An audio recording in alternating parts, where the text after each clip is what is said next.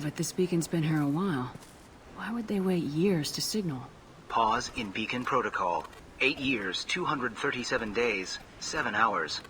Pause is recorded as record deleted by Acting Captain Ronald Taylor. That's not right.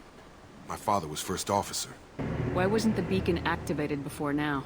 This emergency beacon became functional after 358 days, 12 hours.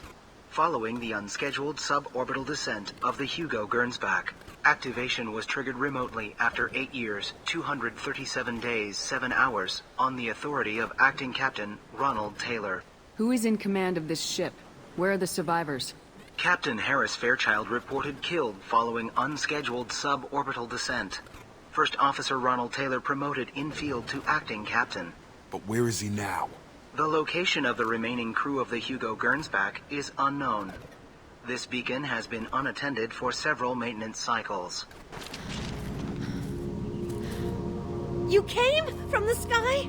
The leader said someone would come. He delayed for so long, but he still has power. Some have lost faith. The hunters. They will have seen your star. They will not let you help him. Who are you? What was your rank on the Gernsback? I can't think. The leader thinks for us and we serve. So we can go home. But some want to fight him. They were cast out. He exiled them. So they hunt his machines and those who help him. They don't believe that rescue will come. Watch out! Hunters, they won't stop until the leader is dead. Kill them! Agents of the liar! He will not escape!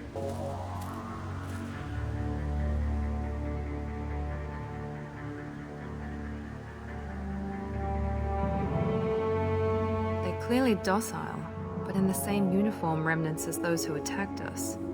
Is this an earlier stage, or did the exile make the others violent? Why is everyone here female?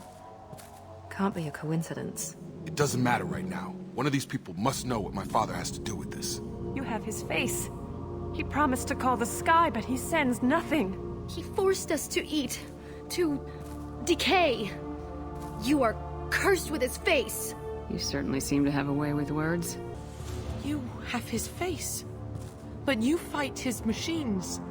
You might stop this. This, I forget how to read, but this was the start. What he promised, and what they did to us. We need the sky. Take us back to the sky. Think on your own time. What's in there? It's a crew logbook. Some of them thought the beacon repair was taking too long. They were afraid they'd run out of supplies and lose their minds to the decay. My father restricted the ship food for himself and the other officers so they wouldn't be affected. Everybody else had to eat the toxic food and hope for treatment later. In a year, all the male crew members are flagged as exiled or dead. They separated out the women, assigned them to officers, like pets. Does it say why he separated the men and women? Or is it as bad as it seems? No, it turns to gibberish. Maybe the men got violent early on, but from the state of this place, I'd say the Hunter thing is recent. We haven't seen any other officers. He killed them? There were 5 after the crash. Medical, engineering, bridge staff. Should have had no problem fixing the beacon and keeping people safe.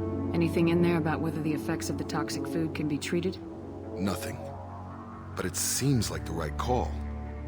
If everyone gets it, who's left to fix the beacon? You'd never get out. It's looking like he only activated the beacon because the men have come back ready to fight. He let this happen, and now it's biting him in the ass. 9 years. Why didn't he set it right? I need to find this man. This might be useful. You're here. I knew a real squad would blow through just fine. Sorry if the mech scuffed your pads. I'll get you something nice when we get back to Alliance space. I've gotta have some back pay coming. What about your crew, Acting Captain? Total loss. The toxic food turned them wild. They propped me up here in some kind of ritual behavior. Waiting for a chance to signal has been hell. That's the best you can do? You let all your people talk back like that? Who are you exactly?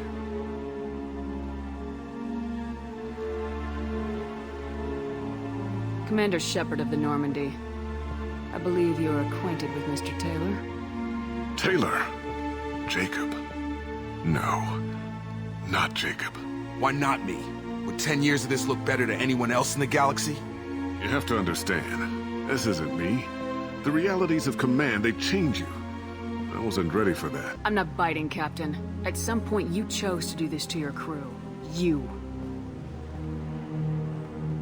What was that moment? I want to know that there was an actual reason. There was resistance to the plan. Mutiny. We had to take a hard line to keep order. And things settled down. As the decay set in, we made sure the crew were comfortable. Some even seemed happier. Ignorance is bliss, right? And they were grateful for guidance, like an instinct. Pure authority was easy, at first. Months in, the effect lowered inhibitions. They got territorial. Rank, protocol, they couldn't understand. We had to establish dominance.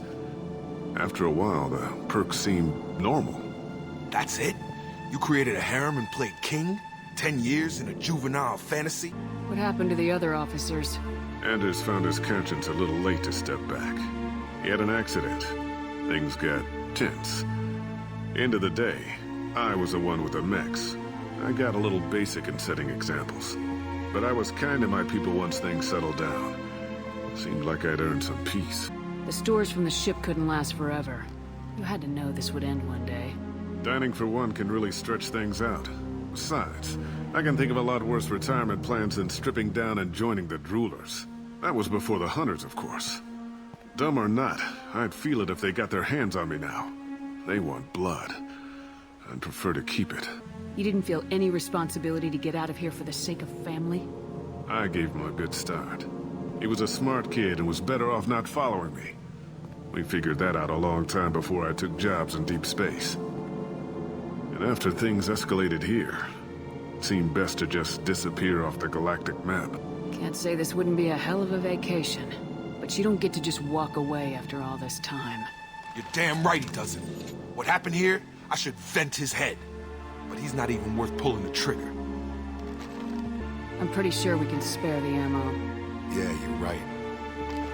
But I'm not taking the shot. My father owned his mistakes. He was a different man. A good man. Half-charged.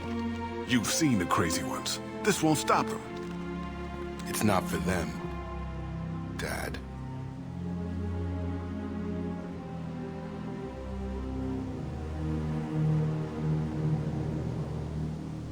Alliance ships are inbound to pick up survivors, Commander. We can be long gone by the time they get here.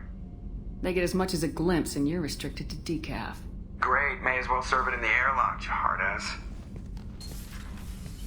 What do you mean it wasn't you?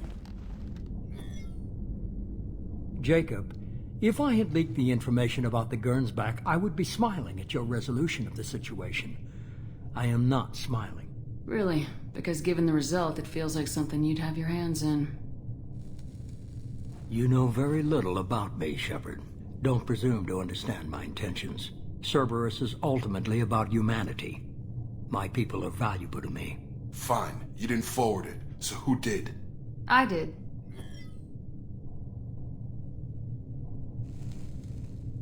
Was this supposed to be a favor, or did you just want to see him squirm?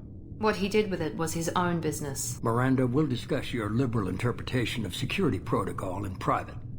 Shepard, Jacob.